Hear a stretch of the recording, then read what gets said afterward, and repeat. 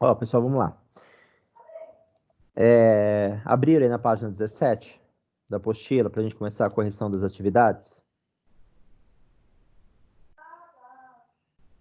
Estão escutando?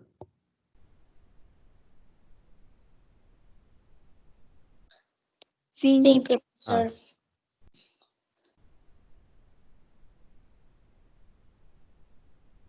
Conseguiram pegar a apostila, abrir na página 17? Sim. Eu só vejo uma pessoa falar, só vejo a Nicole, o restante eu vejo uma de mudo aí. Sim, professor, que isso? Eu respondo sempre. Aham. É que tá Então vamos lá. preguiça de ficar ligando o microfone. É porque aí eu acho que vocês ligaram e estão dormindo, não estão me escutando. Mas tem vezes que eu respondo o microfone tá desligado. Aí eu esqueço de ligar. Então vamos lá. Ó, na página 17, tá, observe as imagens a seguir e registre as diferentes usos para a extração das rochas, tá? Aí nessa primeira imagem, ela tá mostrando aí tipo de um calçadão, né? Um calçamento, um calçadão aí de formato que aparece um pouco de ondas. Então a resposta seria justamente essa. Pode colocar calçadão, pode colocar calçamento. Tanto faz. Nessa primeira imagem. Tanto pode ser calçadão, pode ser calçamento.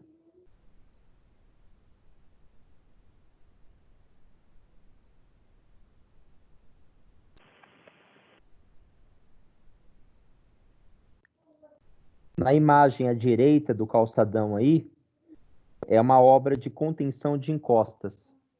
Muito utilizada em leito de rios, utilizada também, às vezes, na alguma região litorânea. Então, a imagem à direita, ela é uma obra de contenção de encostas.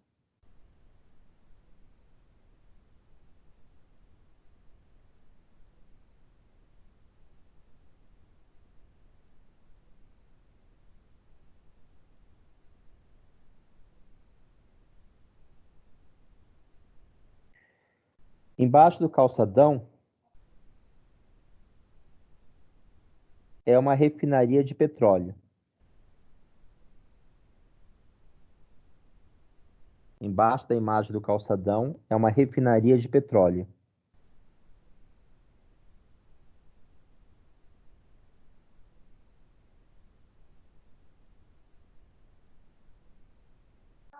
E ao lado da refinaria de petróleo é uma produção de aço.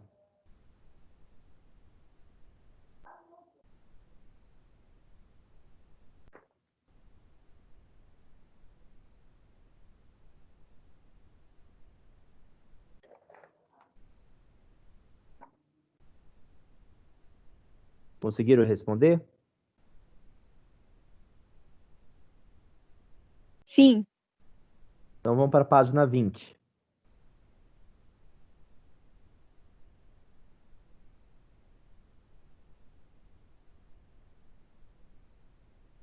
Na 20 é para fazer, a partir da análise da imagem do satélite, tá? Então, a partir dessa imagem, as margens continentais da área apresentada são quase paralelas. Aonde você está vendo lá nessa parte mais estreita do Mar Vermelho. E sua junção não é difícil de se presumir. Identifique que parte do mundo é retratada na imagem.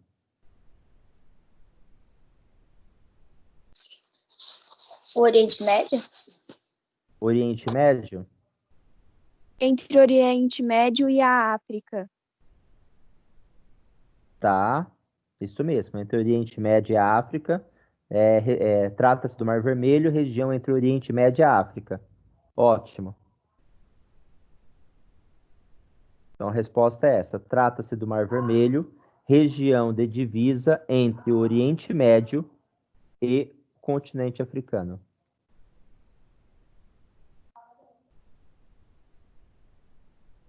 Repetindo novamente, trata-se do Mar Vermelho, região de divisa entre o Oriente Médio e o continente africano? Professor, aceita a Ana Júlia? Ela tá pedindo, solicitando para Não, entrar e você não aceita. não tem ninguém no meu lobby. Ela não aparece para mim como solicitação.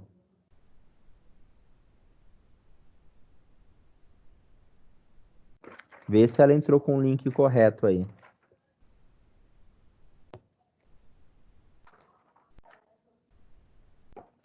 Agora vamos lá para a página 24. Página 24.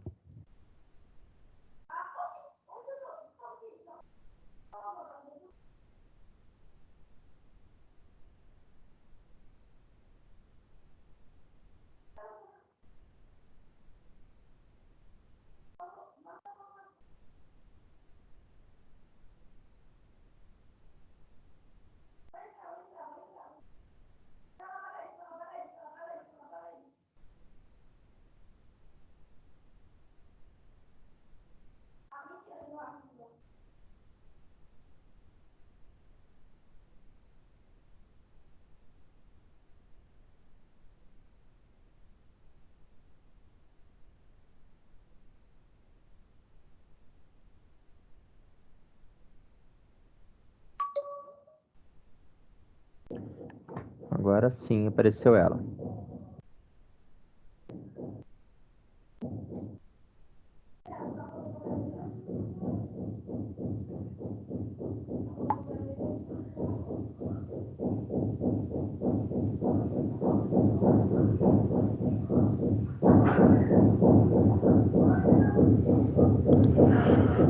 Abriram aí na página 24? Vamos lá. Sim. Complete o esquema a seguir referente ao ciclo das rochas, tá? Referente qual o ciclo das rochas? Ela tem etapas. Qual é a primeira?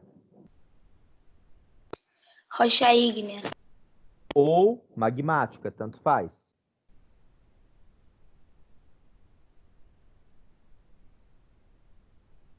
A segunda? Rocha sedimentar. Ótimo, isso mesmo, rocha sedimentar. E a terceira? Metafórmica. Metamórfica. Metamórfica.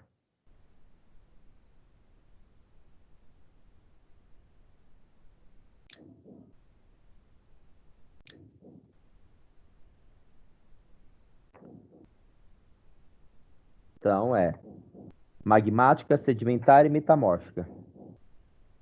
Qual o processo que ela sofre? Vamos lá. No X aí, qual o processo que é de desgaste sofrido pela rocha?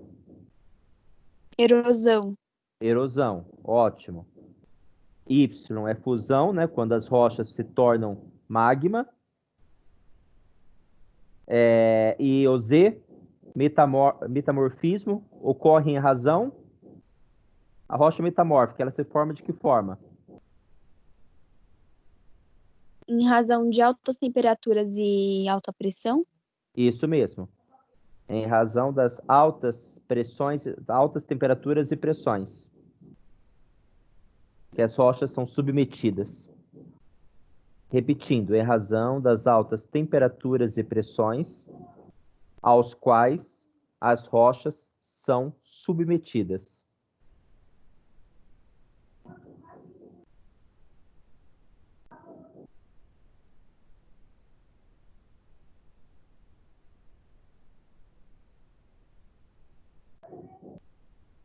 Agora na página 25.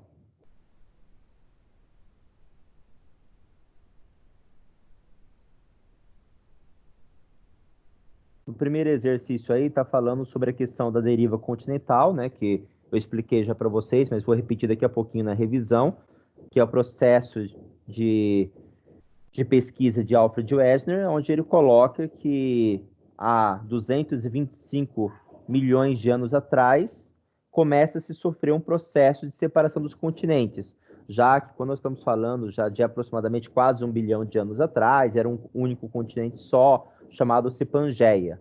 Aí de 225 milhões de anos para cá, começou esse processo de separação dos continentes.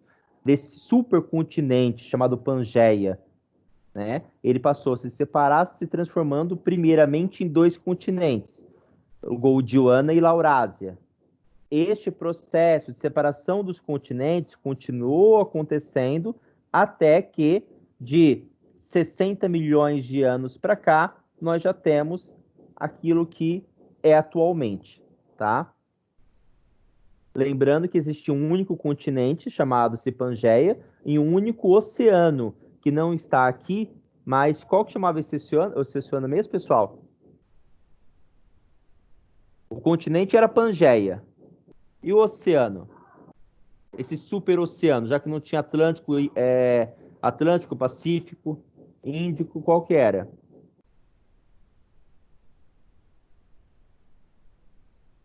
Ninguém lembra? Pantalassa. Pantalassa, isso mesmo. Pantalassa. O continente era Pangeia e o oceano era Pantalassa. Na A, descreva as principais mudanças pelas quais passaram os continentes no decorrer do período indicado, em cada imagem. Utilize a tabela do tempo geológico para situar tais mudanças. Então, vamos lá. Há 225 milhões de anos atrás, tem que pegar lá no primeiro, lá em cima, na primeira imagem, que é quando começa o processo de separação, tá? Quando ele já está dividido em dois, entre Gondwana e Pantalassa. Então, você tem 225 milhões de anos, era mesozoica. Professor, onde você tá? Calma. Eu estou na A da 1, página 25. Ah, tá. Onde coloca, descreva as principais mudanças. Eu vou ler primeiro para vocês, só para vocês se situarem, e depois eu repito, tá? Calma que eu vou repetir. Há 225 milhões de anos atrás, na era Mesozoica, existia apenas um único continente, Pangeia. Ao final desta era, há aproximadamente 125 milhões de anos atrás, o supercontinente se dividiu em dois, Laurásia ao norte, Gondwana ao sul, já no início da era Cenozoica. A América do Sul já se encontrava separada da África, bem como a Índia, Antártica e Austrália. No último mapa, já verifica-se a distribuição dos continentes como é atualmente.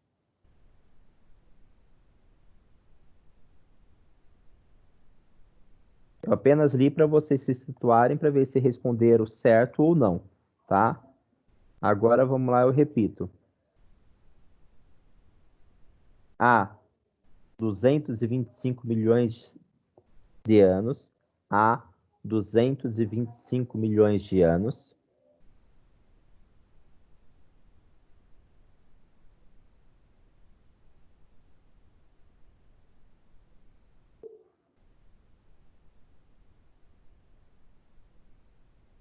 No início da era Mesozoica, no início da era Mesozoica,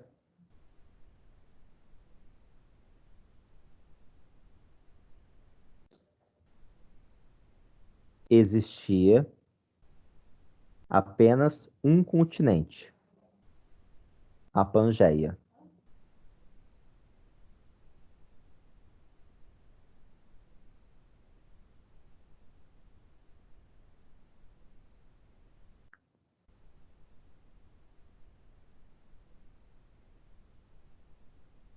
Ponto na mesma linha.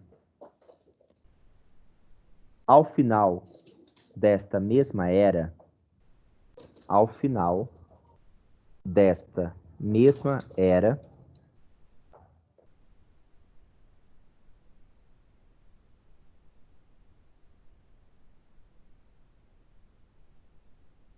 há 135 milhões de anos,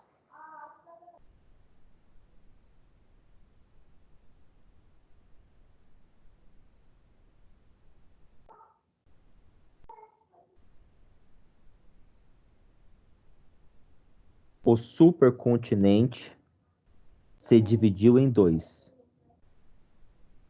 O supercontinente se dividiu em dois.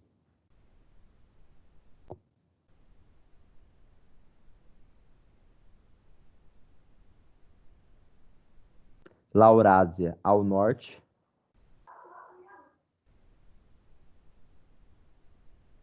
e Gondwana ao sul.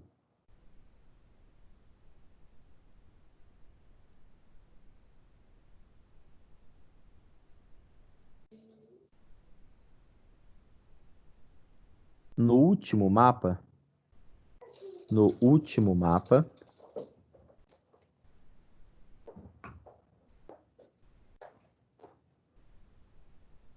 verifica-se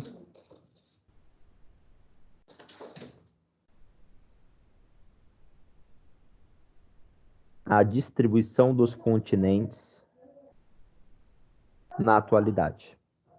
No último mapa, verifica-se a distribuição dos continentes na atualidade.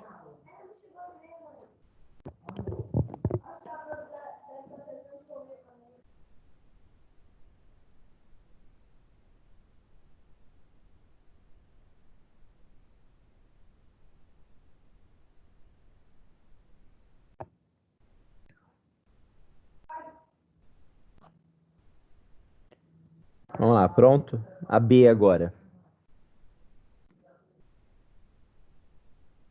A pergunta é o seguinte: nas regiões em que porções continentais colidem, como a Índia na Ásia, além da formação de cadeias de montanhas, ocorrem outros fenômenos, muitas vezes catastróficos. Que fenômenos são esses?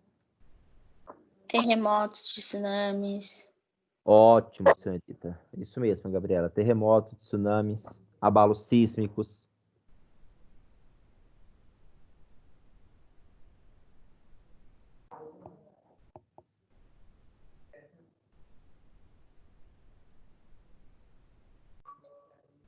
No exercício 2, em relação às zonas de contato entre as placas da litosfera, entre as placas tectônicas, preencha as lacunas das frases utilizando as palavras indicadas a seguir, tá? Que palavras são essas? Convergência, transformação, obducção, divergências, transcorrências, cordilheiras, opostas, mantos, subducção.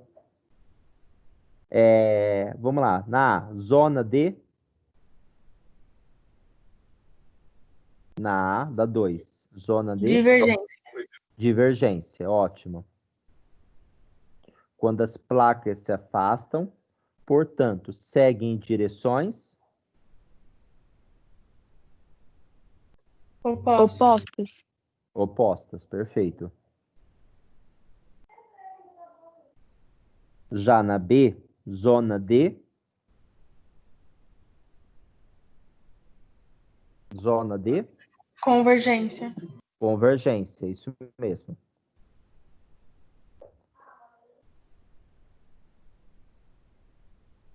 Na 1, o que é quando duas placas de diferentes densidades, uma oceânica e outra continental, se colidem?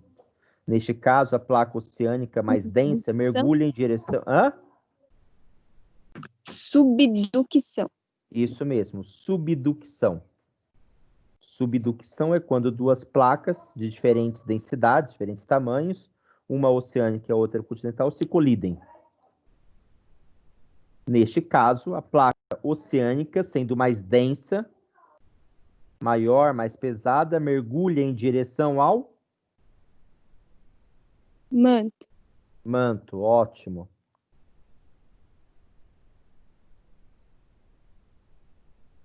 Já na 2, o que é quando duas placas continentais da mesma densidade se colidem?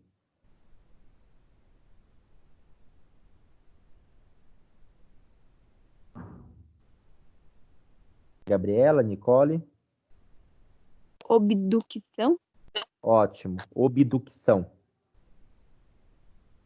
Obducção, quando duas placas continentais de uma mesma densidade se colidem. Neste caso, ocorre a formação de uma Cordilheira. cordilheira. Ótimo. Já na C, zona de Transformação.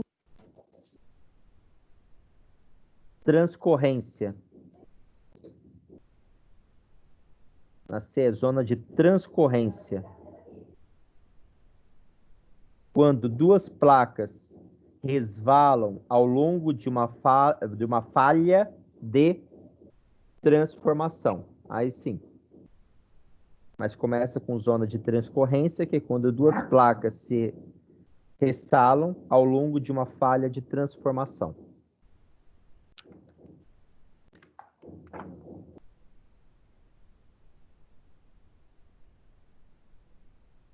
Terceira. Qual que seria a alternativa correta na terceira?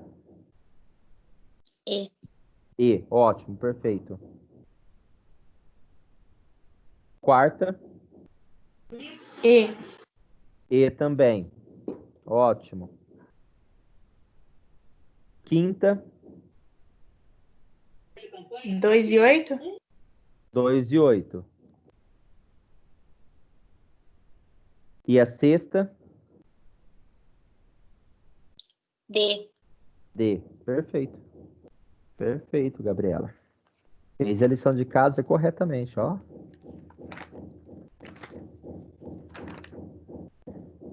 Página 34.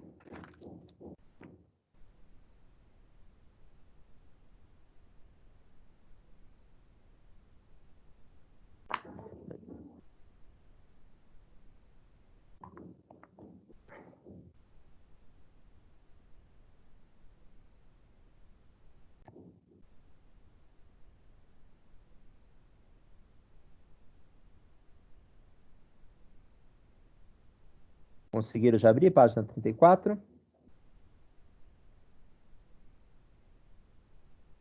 Primeiro exercício Sim. é: identifique 5 cordilheiras no planisfério físico e escreva o nome dessas 5 cordilheiras. Fala para mim quais. Andes, ótimo. Himalaia. Himalaia, ótimo. Tupi. A dos Alpes, ótimo. Andes, Himalaia, Alpes. Vamos lá, falta 2.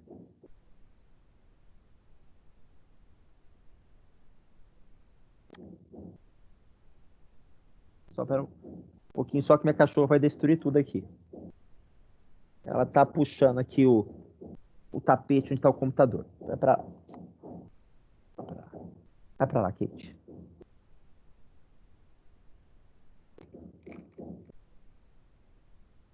Falta 2, pessoal. Serra do Mar. Serra do Mar, não. Montes Urais.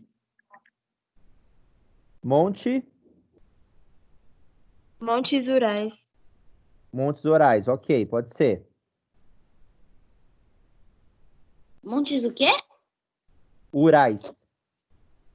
Rurais. U.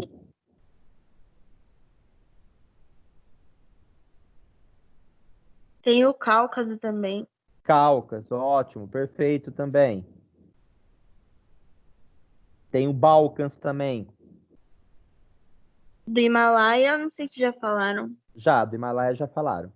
Ó, estão repetindo. Andes, Alpes, Cáucaso, Himalaia, Balcãs, Monte Urais.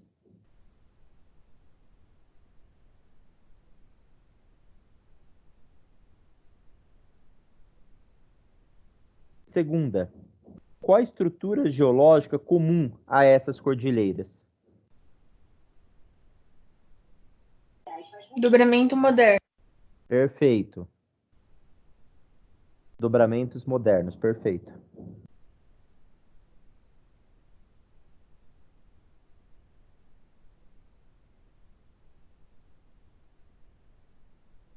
Terceira, identifique no território brasileiro a estrutura geológica mais antiga e uma correspondente à unidade de relevo situada sobre ela.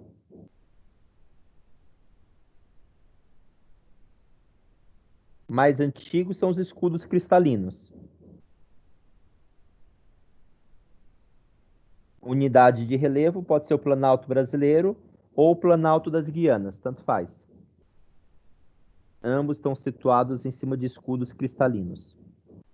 Planalto Brasileiro ou Planalto das Guianas.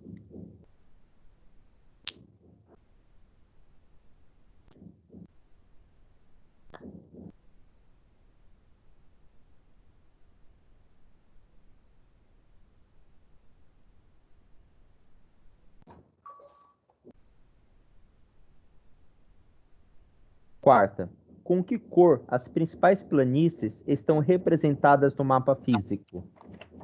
Verde claro. Ótimo, verde claro.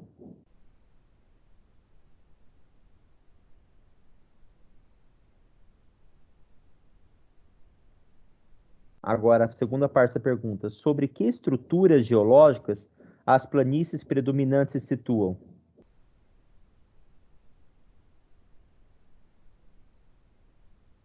As placas? Não sei. Sobre as bacias sedimentares. Sobre as bacias sedimentares.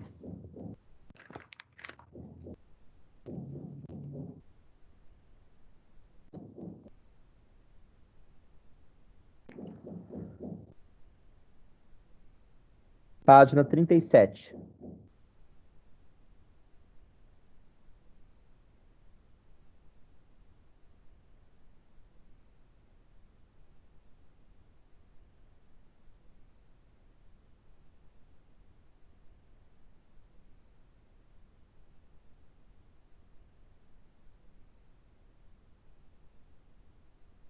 Vamos lá. Tem um quadro para completar a parte das principais riquezas minerais do Brasil. Quais são os minérios que são oriundos a partir dos escudos cristalinos? Nós temos o ferro, manganês, ouro, alumínio e níquel. Os principais minerais extraídos das regiões dos escudos cristalinos são ferro, manganês, ouro, alumínio e níquel.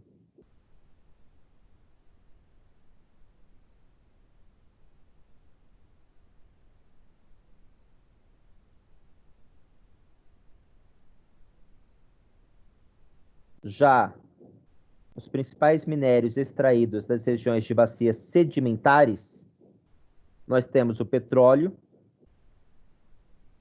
carvão mineral, o xisto, o titânio e o diamante. Repetindo, petróleo, carvão mineral, xisto, titânio e diamante.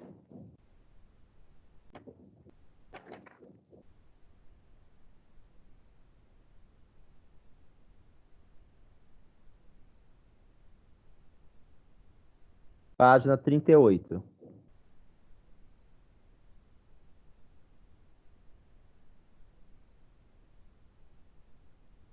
Na primeira imagem, observe as imagens a seguir e identifique os problemas socioambientais relacionados a uma extração. Na primeira delas,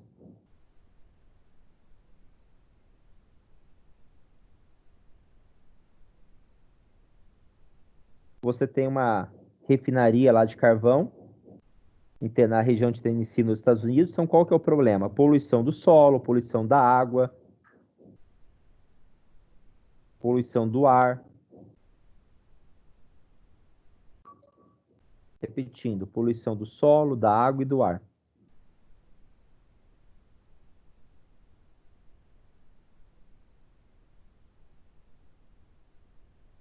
Na segunda imagem, tem essa aglomeração aí de pessoas. Quais os problemas relacionados a essa imagem? Problemas de segurança e de saúde. Você está vendo muita aglomeração, você está vendo uma ambulância aí.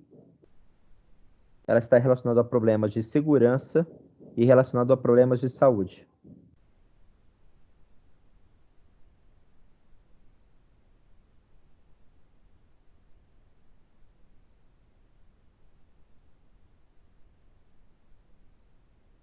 E na terceira imagem, está relacionado a problemas de segurança, saúde e trabalho.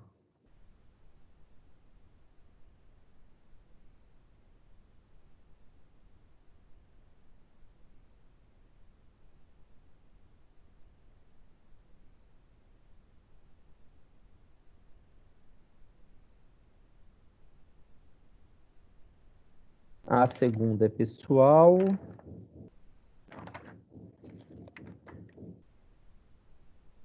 Lá na página 45. Página 45.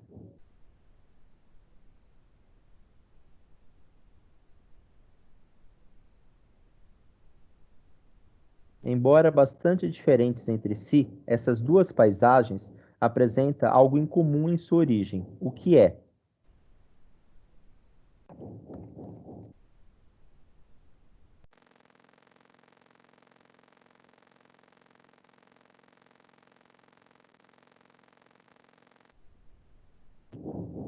O arquipélago de Fernando de Noronha, pessoal. Em Pernambuco. Os E dois a- são em Fernando de Noronha? Em Fernando de Isso. Noronha.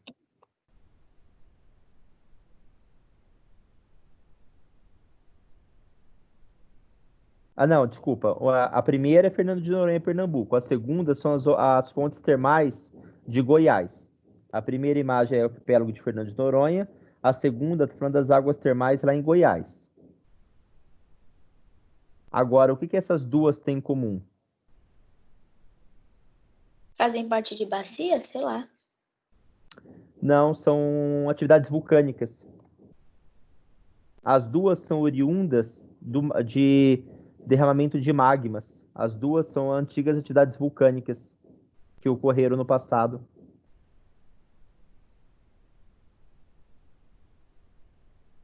Hoje, no Brasil, nós não temos mais regiões com atividades vulcânicas, mas nós já tivemos. Tanto é que por isso que, por exemplo, quando se fala em Goiás, águas termais, é por isso. É que lá no passado foi uma região de atividade vulcânica. O arquipélago de Fernando de Noronha também.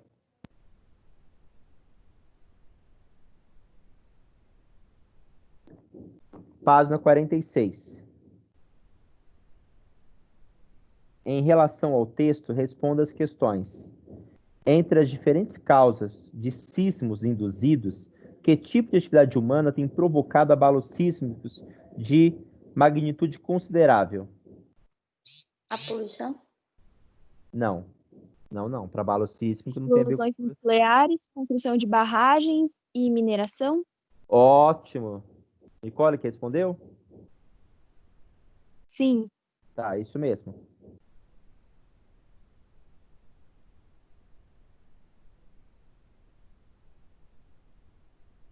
Construção de barragens.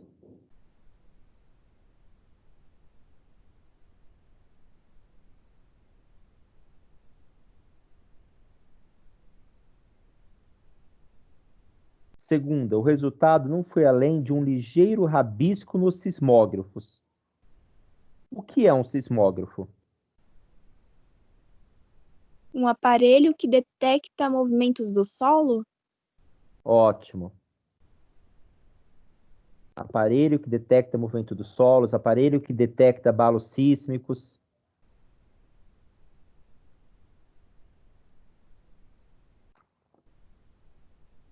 Terceira. Terceira não, desculpa. A primeira da página 47. Lá em cima. Quais são as principais diferenças entre planaltos, planícies e depressões? Planaltos.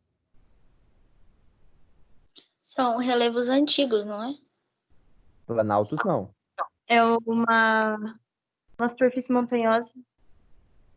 Superfície montanhosa.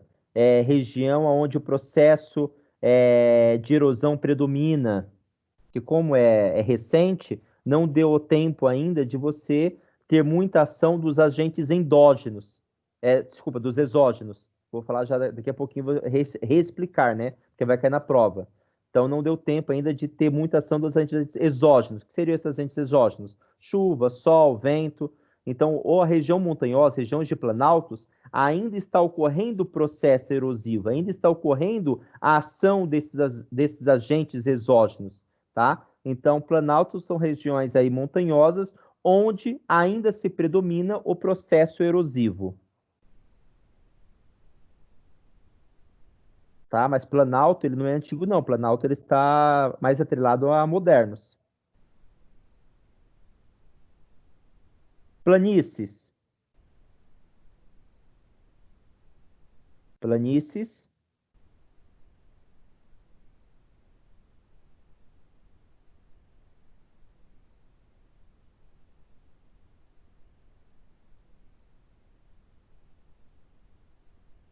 Planícies são superfícies situadas sobre bacias sedimentares recentes? Ótimo.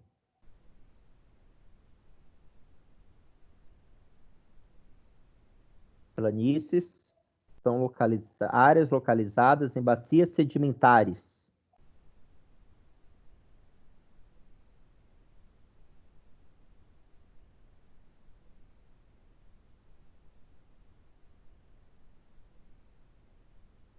E depressão?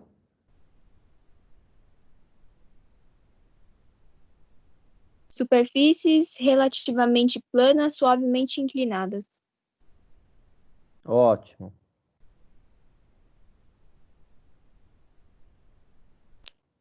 Elas também estão localizadas nas estruturas sedimentares, porém, ela é formada basicamente pelos processos erosivos que ocorreram.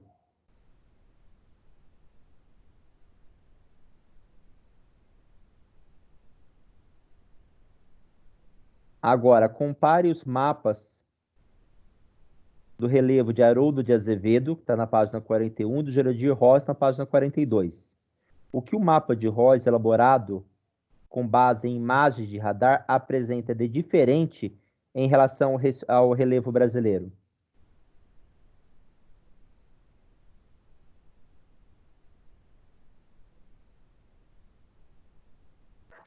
Ó, quando a gente dá uma olhada lá na página 41, ó, só para vocês observarem essa parte, que essa parte vai aqui na prova também. Sobre Haroldo de Azevedo.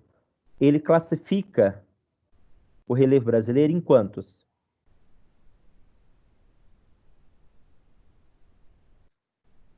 É 6, não é? 8. 5? Não, 8. Ah, 8. Ele classifica em Planalto das Guianas, Planície Amazônica, Planície Central, Planície do Pantanal, Planície Meridional, Atlântico, Planície das Cordilheiras,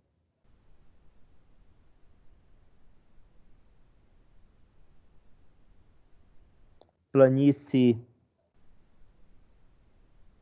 Ixi, minha visão tá péssima.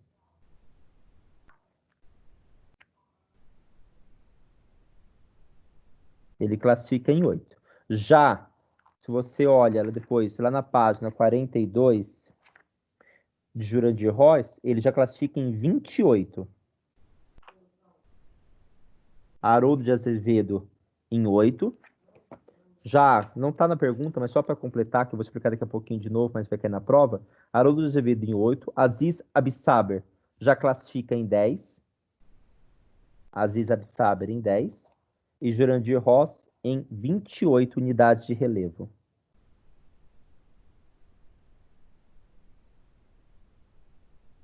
Qual outra diferença? Tá? Haroldo de Azevedo e Aziz Absaber, um classifica em 8, outro em 10, mas eles classificam entre planícies e planaltos. O único que vai incluir depressão nas características do relevo brasileiro é o Jurandir Ross. Ele classifica o relevo brasileiro, ok. Ele concorda com o Haroldo de Azevedo, com Aziz Absaber, de planaltos e planícies, mas ele fala, não, mas também existem as regiões já de depressões. Então, o relevo brasileiro ele classifica em planaltos, planícies e depressões. Já Haroldo de Azevedo e Aziz Absaber, ele colocava que ele classificava em planaltos e planícies, tá? E bem menos unidade de relevo, tá? Já que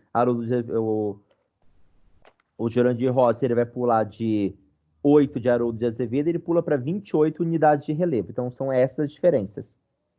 O Jurandir Rossi já classifica em 28 unidades de relevo e acrescenta a depressão quanto características.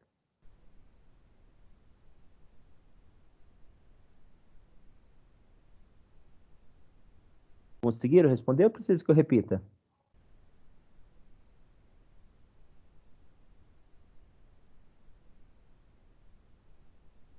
Gabriela, Nicole, conseguiram?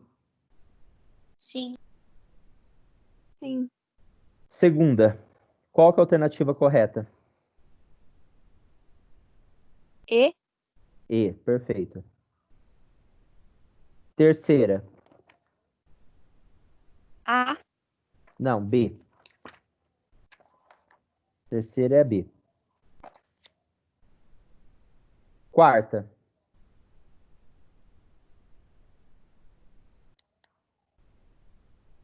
Fala de novo a 2, B. professor. a 2 é a B de bola. E a 3? A 3, não, peraí. Não, desculpa, 2 é a E. Desculpa, 2 é a E, 2E, 3B de bola. 2 é E. 3B de bola.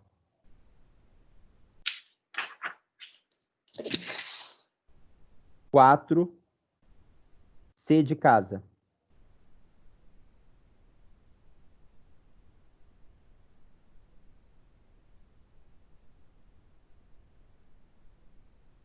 Cinco,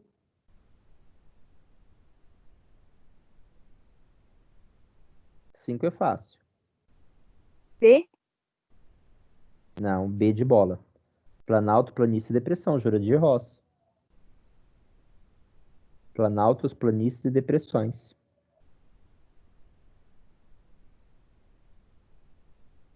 Sexta, D de dado. E sétima, A. Sétima A. Ó, vou colocar aqui, ó, as lâminas agora de revisão, para a gente trabalhar as revisões dos 2 capítulos. E de qualquer forma, se alguém perdeu, se algum colega não pegou a correção, eu já coloquei todas as correções já também no positivo on.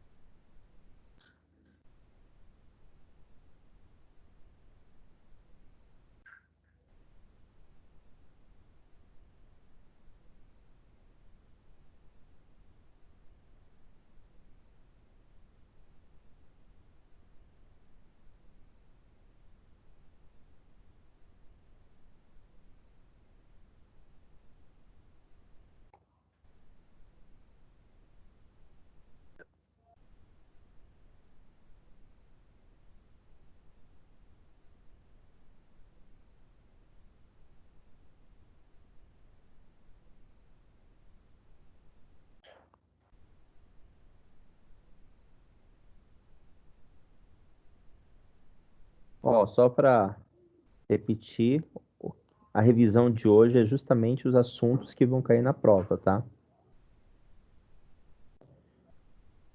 Este primeiro aqui, eu coloquei mais para relembrar, porque qual a importância?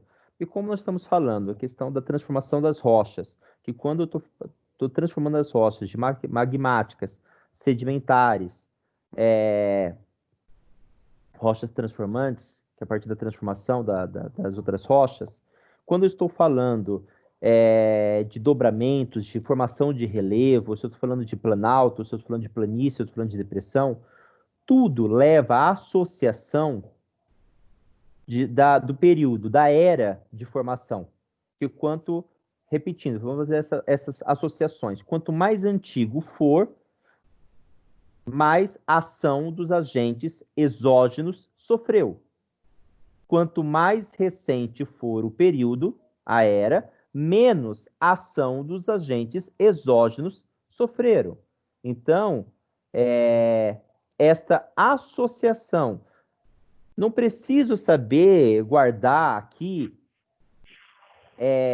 todos esses períodos específicos, dessa destrinchão desses períodos em cima da era. Eu não preciso guardar a época, eu não preciso guardar datas. Mas é de extrema importância eu guardar a era, tá? Então, repetindo: períodos, datas, épocas, mesmo não só para a prova agora, tá? Não só para a prova, mas seja em futuros vestibulares, o mais importante para se guardar em relação à unidade de tempo é sempre a era. O que seria a era aí? Então, nós temos a primeira delas, a era pré-cambriana, depois vem a paleozoica, mesozoica e cenozoica. Então, é importante vocês guardarem estas 4. Lembrando a ordem delas, que a pré-cambriana é a mais antiga, aonde ocorreu aí em torno de 4 bilhões de anos atrás, seguida pela paleozoica, que ocorreu aí aproximadamente de 500 a 240 milhões de anos atrás. Tá? O tempo eu só estou colocando só para vocês associarem, mas a questão do tempo não precisa, não é fundamental. Sim, novamente, pré-cambriana, paleozoica, depois nós temos a mesozoica, que ocorreu aproximadamente 200 milhões de anos atrás, até 60 milhões de 65, e depois a última, a mais recente, a cenozoica. Essas 4 são importantes para nós associarmos. Então, se eu estou falando da era pré-cambriana, vocês já comecem a associar lá na mente de vocês, ó, pré-cambriana, foi a mais antiga de todas, então já deu tempo de sofrer muito a ação dos agentes exógenos, então já ocorreu todo esse processo de planície, até mesmo já para um processo de erosão. Tá? Que tipo de rocha que é? Será que na era pré-cambriana será que essa região que é característica da era pré-cambriana, será que eu ainda estou falando das rochas ígnea ou magmática? Não. Eu estou falando da sedimentar, eu já estou falando já das rochas transformantes, que ela já sofreu toda uma ação de decomposição dessa rocha, de transformação em outros tipos de rochas, que é um período muito antigo, já deu tempo desta ocorrência, tá? Então nós temos que fazer associações. Por isso coloquei de novo aqui para essa parte, para eu guardar pré-cambriana, paleozoica, mesozoica e cenozoica, essas 4 eras é de extrema importância para quê? Para que eu possa fazer associações, tanto nos tipos de formações rochosas da região, quanto da formação do relevo. É de extrema importância para essas 2 coisas. Quando eu tenho que associar a era da unidade de tempo com a formação rochosa e com a unidade de relevo, que tem interferência direta. Tá?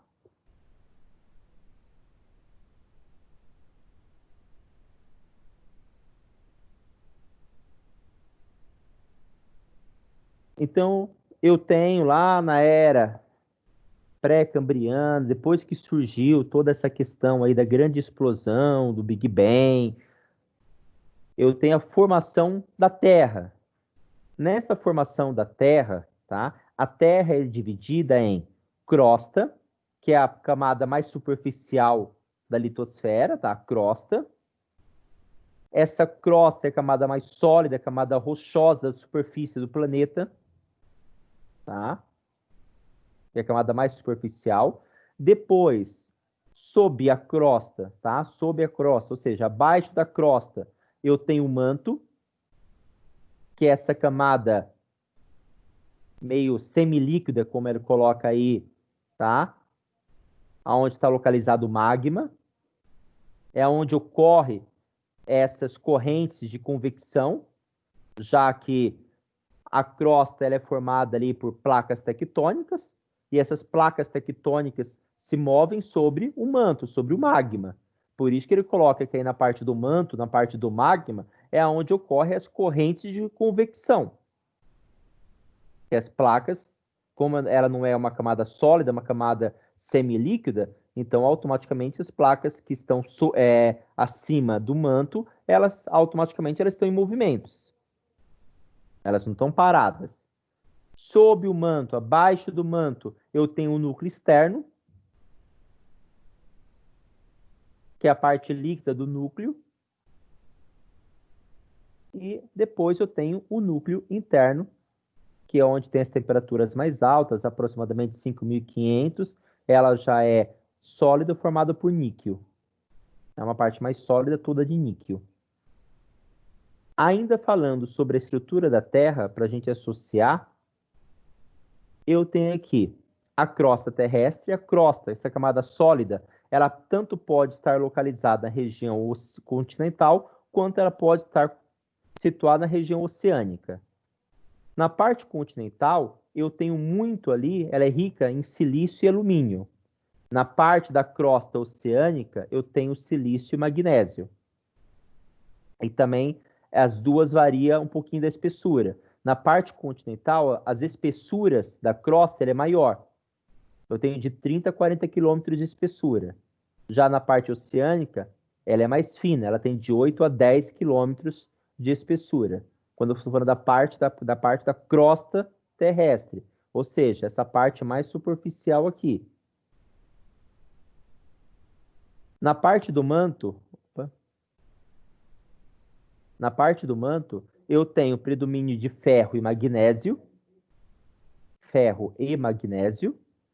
com altíssimas temperaturas, e aonde ocorre ali a parte do deslocamento das placas tectônicas, ou seja, as correntes de convecções.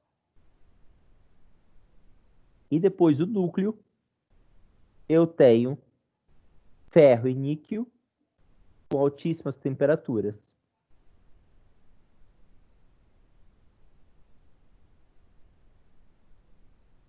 E ela é responsável pelo magnetismo terrestre.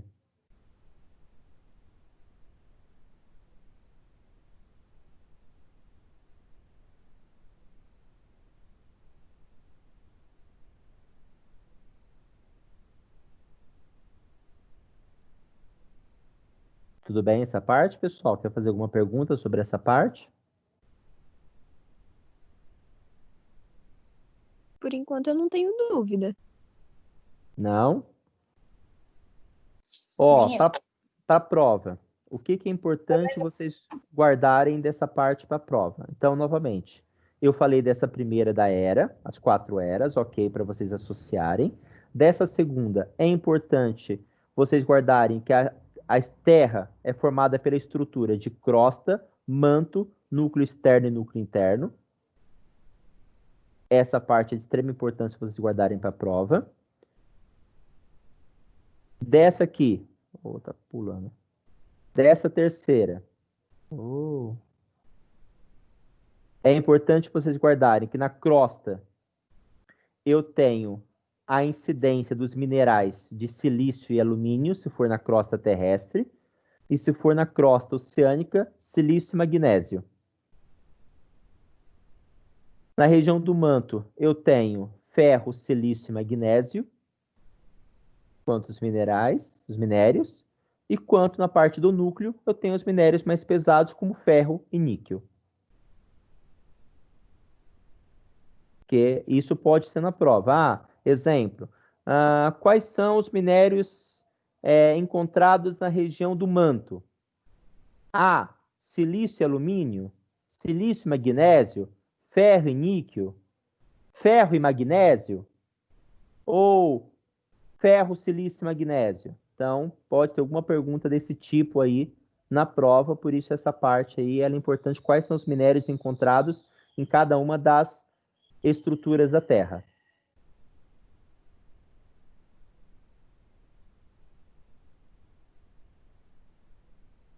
Aqui, essa parte também é só para relembrarmos aí, associarmos que ela, como tem sobre, nós vamos falar, e tem muitas perguntas relacionadas à parte das placas tectônicas do Alfred Wegener, deriva continental. Então, só para relembrarmos também que a Terra ela é formada por dezenas de placas tectônicas, tá? E essas dezenas de placas tectônicas, elas têm movimentos diferenciados, tá? Elas têm movimentos diferenciados. Que movimentos diferenciados? Algumas se distanciam uma das outras e as outras e outras acabam se chocando. Então, que movimentos são esses? Então, vamos lá na parte dos movimentos. Eu coloquei essa só para a gente associar, que aqui vocês têm as flechas vermelhas, dá para a gente saber em quais regiões essas placas tectônicas se distanciam uma das outras, ou seja, não tem o risco de um choque dessas placas tectônicas, não tem o risco de uma ação de terremotos, de abalos sísmicos, tá? Que elas estão se distanciando uma das outras, estão se divergindo uma das outras, enquanto em outras áreas tem essas flechas que vão de encontro uma das outras, como, por exemplo, a placa de Nazca com a placa sul-americana, que são áreas de convergência dessas placas, ou seja, é a região onde elas se chocam umas com as outras. E eu tenho esses 3 tipos de movimentos. Então, novamente, eu tenho um movimento de divergência. O que seria um movimento de divergência das placas tectônicas? Elas se deslocam em lados opostos. Se é uma região de divergência, voltando aqui para a imagem anterior, se é uma região de divergência, como por exemplo, lá a região da placa africana que está em verde, com a placa indo-australiana em cinza, é uma região de placa divergente, ou seja, elas se deslocam mais distante uma das outras. São regiões onde não tem a possibilidade de um terremoto, já que elas não se convergem, já que elas não se chocam umas com as outras. Elas se movimentam por lados opostos. Quando elas se movimentam por lados opostos, nós chamamos isso de movimento.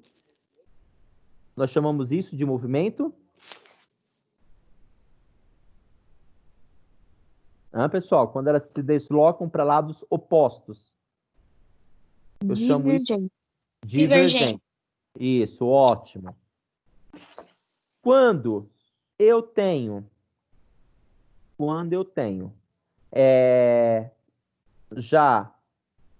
regiões de placas tectônicas que uma fica sob a outra, tá?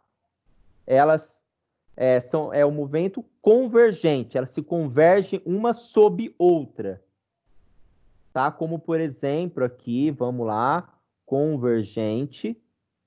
Eu tenho aqui a placa de Nazca com a placa sul-americana. É o movimento convergente, que acabou formando ali a Cordilheira dos Andes. Movimento convergente. Uma sob a outra. E eu tenho também o movimento transformante. Tá? Não ocorre uma destruição muito grande da litosfera. Ocorre, sim, terremotos, ocorre abalos sísmicos, mas não de tão intensidade como foi o convergente de uma sob a outra. Tá? Então, a transformante, eu tenho já uma destruição quase inexistente da crosta terrestre, ou quase inexistente da litosfera. Já que o impacto ele é menor, o impacto de um movimento transformante é menor do que o impacto de um movimento convergente, que uma fica sob a outra.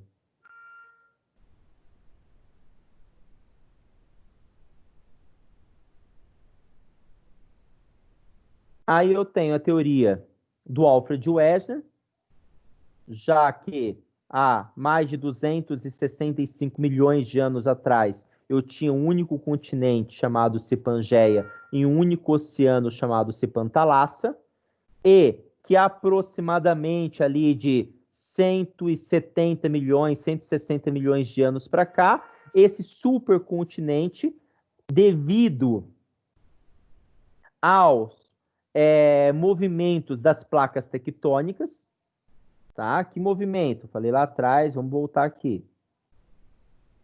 Vamos voltar. Só para a gente associando. Aqui, ó, no manto, olha lá, qual movimento é esse? Convecção.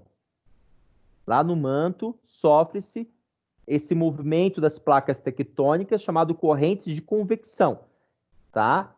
O que seriam essas correntes de convecção? É o movimento que vai ocorrendo no magma, sempre alta temperatura para baixa temperatura. É legal nós fazermos essa associação de alta temperatura para baixa temperatura, tá? que é um movimento que nós vamos utilizar muito, inclusive sobre correntes marítimas, sobre massas de ar. Sempre nós vamos ter que associar esses movimentos de convecção, que esses movimentos, lógico, convecção ele está associado ao movimento das placas tectônicas, mas que associação que eu estou falando, que eu posso assimilar entre que ocorre no manto, mas que também ocorre na atmosfera. Sempre as massas de ar, elas vão de alta temperatura para baixa temperatura. Este movimento não muda. Alta temperatura para baixa temperatura. Este movimento não muda. Aonde, neste caso aqui, na região do manto, esse momento de convecção, vocês acham que as altas temperaturas estão mais próximas do níquel ou mais próximos da crosta? Aonde que as temperaturas são elevadas, meninas? Do núcleo. Do núcleo, ótimo. Então, automaticamente, eu tenho esse movimento que ele sai da região do manto que está mais próximo ao núcleo para a região do manto que está mais próximo à crosta. Então, eu tenho este movimento sentido horário que vai fazendo, seja a região do manto mais próxima do núcleo, vão se misturando para esse movimento do manto mais próximo da crosta. Sempre vai fazer esse movimento que ele chama de movimento de convecção, nada mais é do que um movimento sentido rotacional, sentido horário. Que ele vai se mudando. Então, baixa temperatura, alta temperatura para baixa temperatura para alta temperatura. Então, vai fazendo esse movimento rotacional de sentido horário.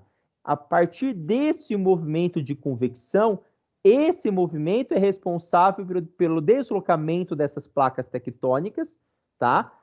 Desses três deslocamentos, desses três movimentos, que pode ser divergente, convergente ou transformante, tá?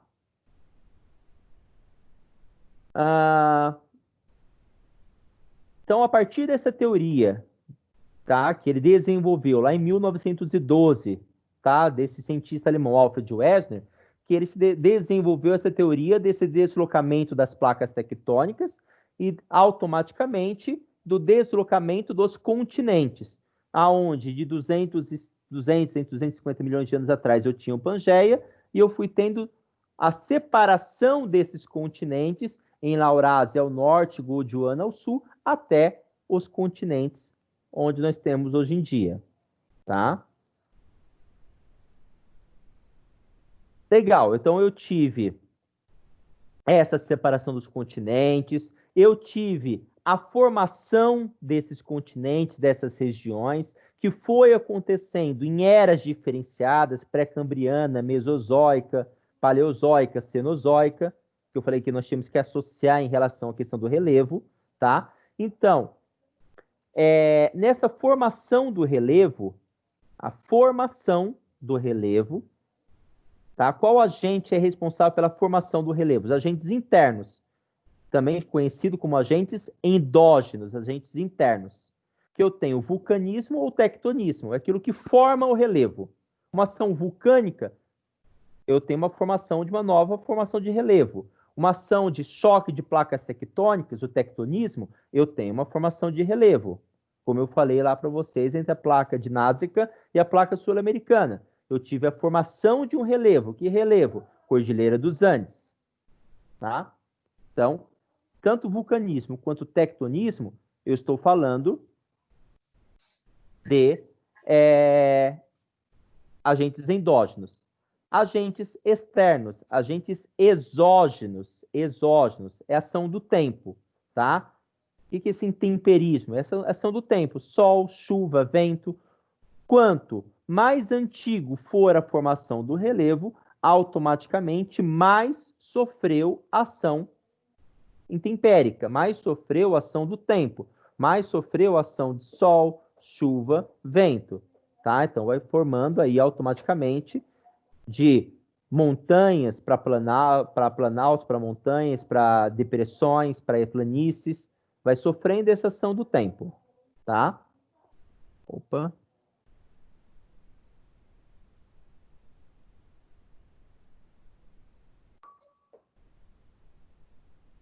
Tô voltando.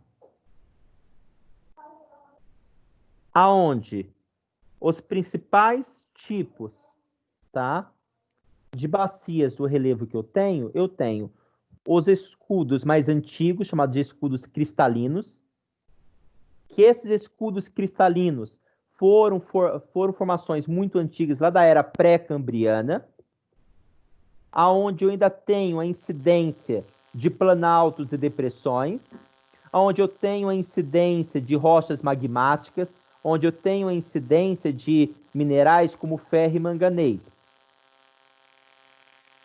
Já nas bacias sedimentares, que ocorreu lá no finalzinho do Paleozoico, depois Mesozoico e o início do Cenozoico, eu tenho as rochas sedimentares, eu também tenho ocorrência de planícies e planaltos, tá? E eu tenho a parte de minérios como carvão e o petróleo. Tá dando interferência de alguém. Vou tentar ativar o mudo aqui.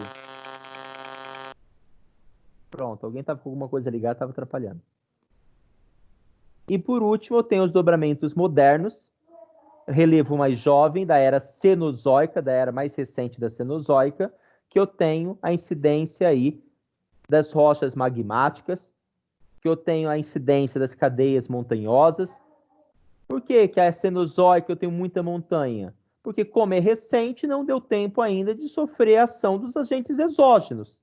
Ou seja, quanto mais recente é o dobramento, maior a incidência que eu tenho de montanhas, maior a incidência que eu tenho de planaltos, já que é muito recente, não deu tempo de sofrer a ação dos agentes exógenos. Por isso que eu estou falando aqui, as características do dobramento moderno, ela está associada a cadeias montanhosas, acima de 200 metros de altitude. Eu tenho a incidência de rochas magmáticas, porque não deu tempo ainda desse resfriamento da rocha, não deu tempo ainda dessa sedimentação da rocha, não deu tempo ainda da transformação de uma rocha com outras rochas.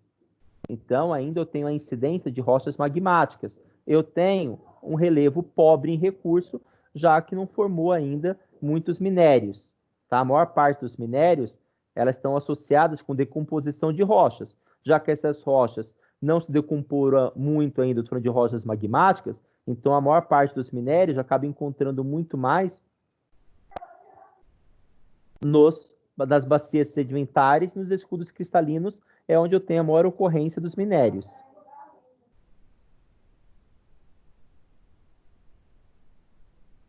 Tá? Que minérios são esses? Quando eu estou falando lá dos escudos cristalinos, falando do ferro, do manganês, ouro, alumínio e níquel. Bacias sedimentares, petróleo, carvão mineral, xisto, titânio, diamante.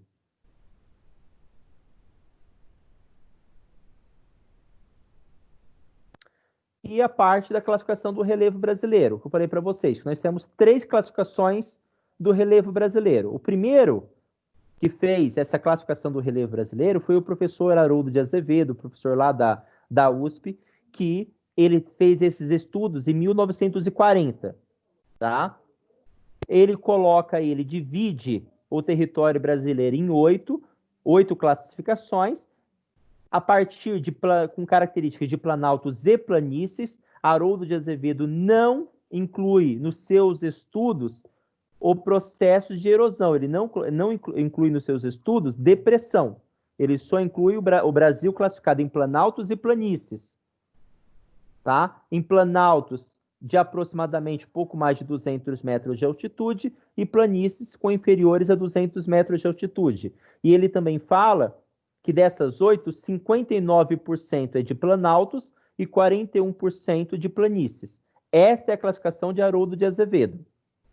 Depois, o seu pupilo, tá? O orientando dele, aliás, ele era orientador essa é a classificação do Haroldo de Azevedo ainda.